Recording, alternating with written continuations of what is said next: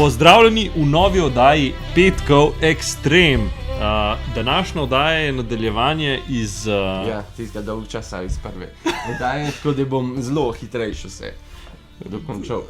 Ni bil dolg čas. Še zmer, ja, nema veze. Celjski grofe. Ja. Do Hermana smo prišli Ja. prejšnjič, no, danes sem pa rekel, da bomo o ženski polovici celjskih. Okay. In sem tri že punce izpostavil. Najprej je Ana Celjska. Okay. Ana Celjska je bila nečakinja Hermana drugega, ki je bil glavni celjski grof, ne? In Ana je bila v bistvu hčerka Viljama Celjskega, prej pa Ane Poljske.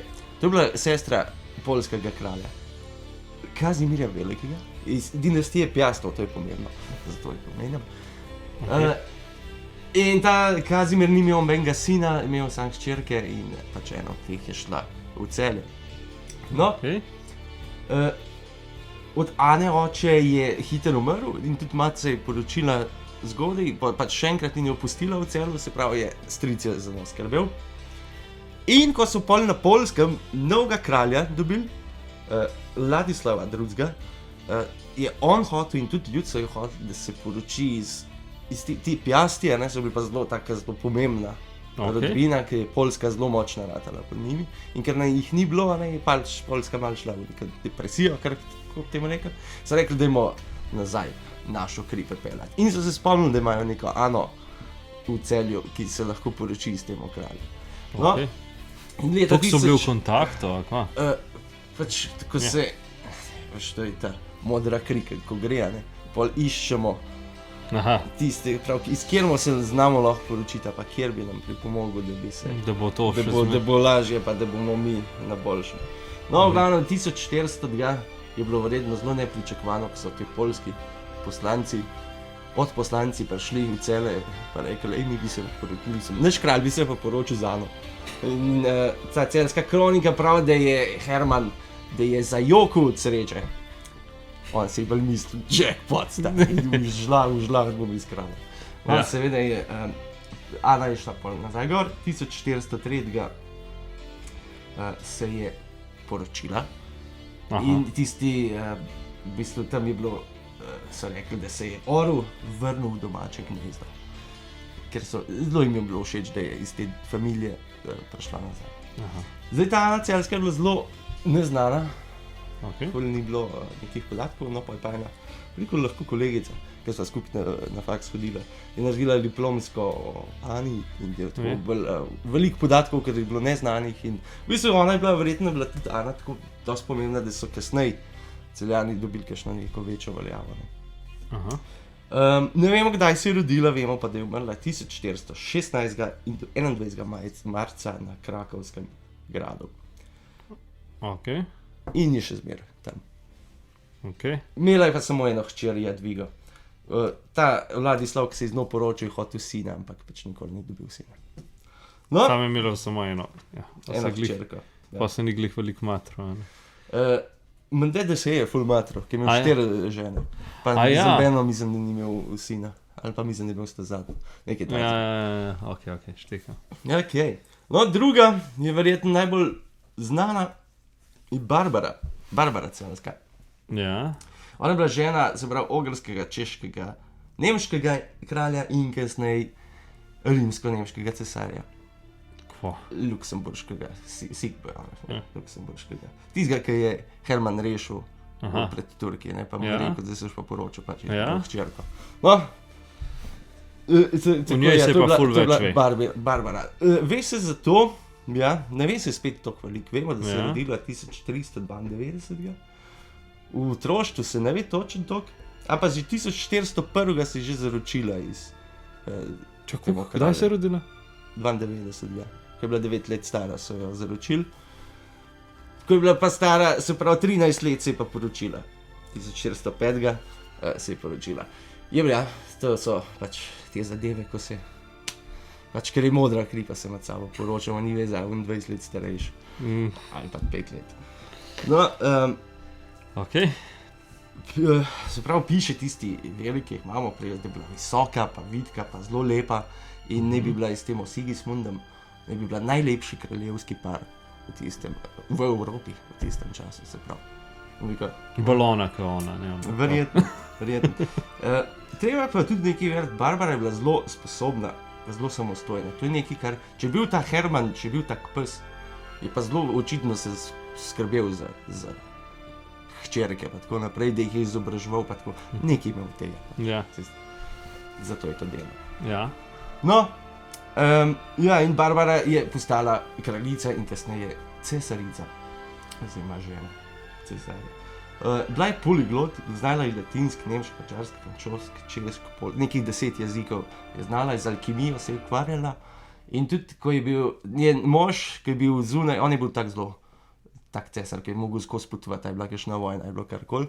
In je njej dostikrat prepustil vse te posle in v bistvu je sama nekajkrat vodila celo preko državo.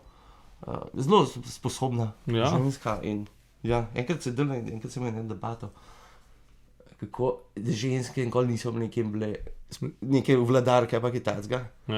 Prvič, ki jim nikoli nismo šanso dali.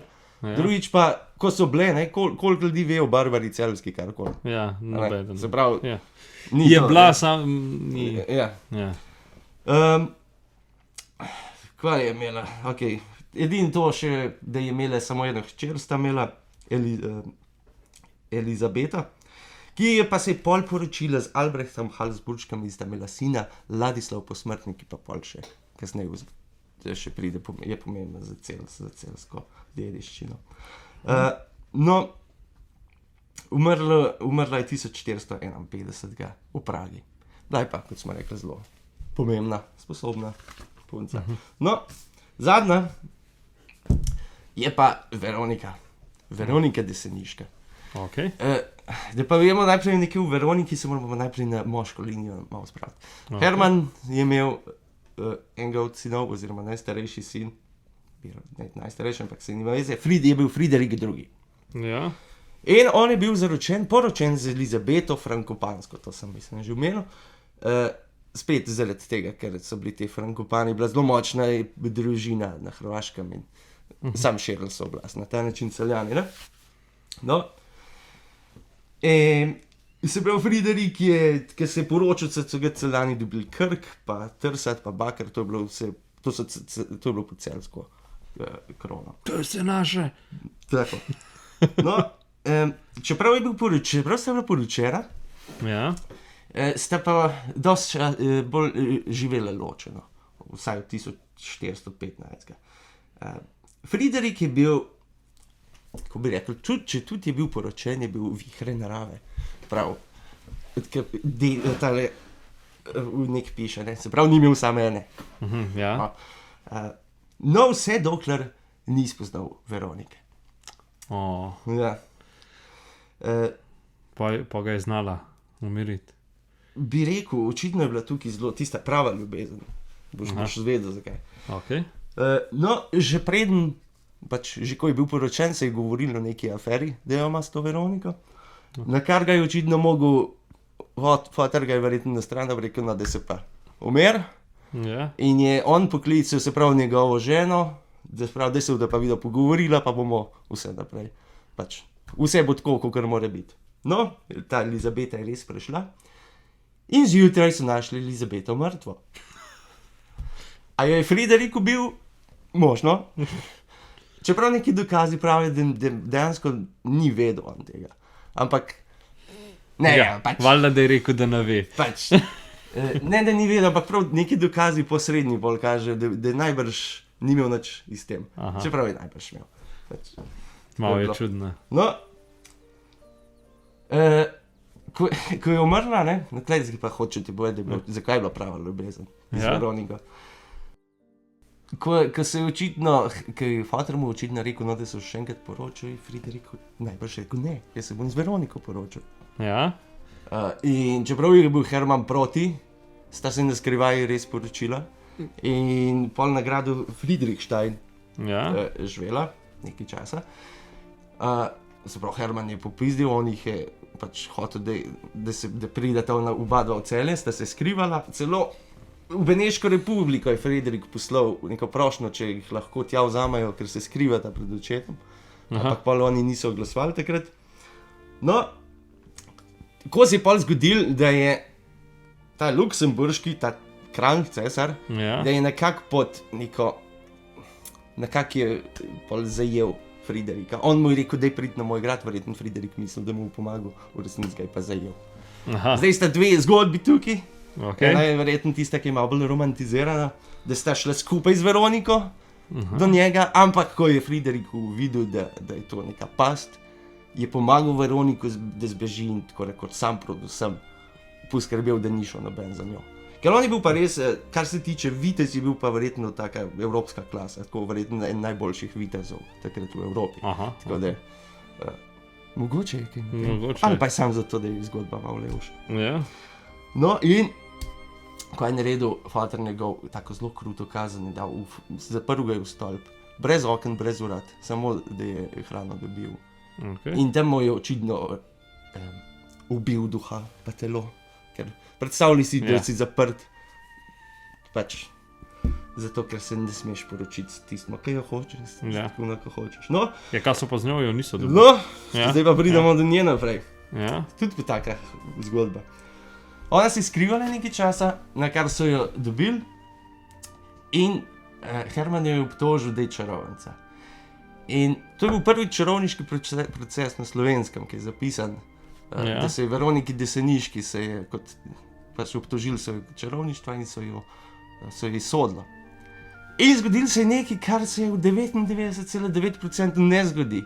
Niso jo obtožili, niso najdli nobenega dokaza tacga, da bi jo obtožili, da je res čarovnica. Imela očitno zelo dobrega zagovornika. Ampak Herman pa je rekel, mene je to briga in jo je vsem dal utopiti. Se pravi, če je imela dokaze, da ni. Ja, pač ni bilo dokaza, ampak ga ne rekel mene vsem. In je na svoje lastno pestjo. No. In pol je on prišel iz stolpa. Ne. Hora je bila, da je imel on enega brata, ki je bil mislim, da bo on prevzel grofovske nazive, ampak je umrl, tako da ga je mogel, pač Herman je mogel Friderika spustiti. Zato, da sta naprej posle upravljala. Ampak on nikoli, bil je v bistvu zelo na stran potisnen, pa niti sam ni več hotel. In ena stvar, ki pravim, da je bila verjetno prava ljubezen, on se nikoli več ni poročil, niti nič ni več imel. Plus tega se mu zadnja želja ni izpolnila, ker so Veroniko, ko so jo ubili, so jo pač nekaj pokopali, pa jo pa on, Friderik, prekopal v samostan v Jurklošter in je prosil, da bi bil on tudi zraven je pokopan, ko umre. Ampak ni bil. Zakaj ne? Pokopali se ga pač v Celju. Tako da, niti na koncu nista bila skrbna. Vidiš, kako, sam zato, ker ni ta prava kri. Ona, ta Veronika je bila nekaj nižjega plemstva in ni bilo dosti dobro za fotra. Kar nekaj. Tako da, ja. No, vidiš, to so pa dejstvo, kaj je nauk tega, da pač zakaj nimamo več tega ražiranega, ker se lahko stalno zaprejo, ali pa utopijo. Ne, mislim pač ni poante več sploh. Seveda, sreč smo prestopili to. Ja, pač vsak naj se odloči za sebe in to je to. In to meni se zdi prav, ne. No, to je bil ta del, ta zadnji del še pride po koncu pisanja. Ok, dobra oddaja, zanimiva, tako da to je to, a ima še kaj drugega za povedati? Kaj pa bo v zadnji oddaji? Bo pa samo še tist zaključek celjski. Ok. Celjagov. Cool, pol pa to je to. Hvala za ogled vsem, ki ste gledali, pa lep petek, pa se vidimo, ki se zagledamo. Ajde, čau!